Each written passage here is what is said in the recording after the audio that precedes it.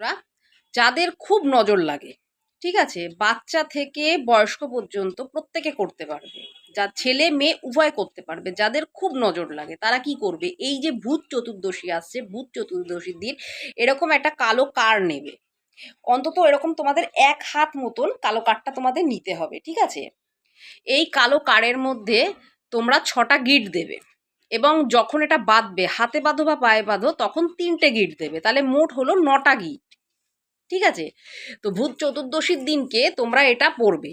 ছেলেরা ডান হাতে বা ডান পায়ে পড়বে, মেয়েরা বাঁ হাতে বা বাম পায়ে পড়বে, এবং এটা 1 বছর পরেই থাকবে, এরকম পড়াই থাকবে। আবার নেক্সট ইয়ারে যখন ভূত চতুর্দশী আসবে তখন আবার চেঞ্জ করবে।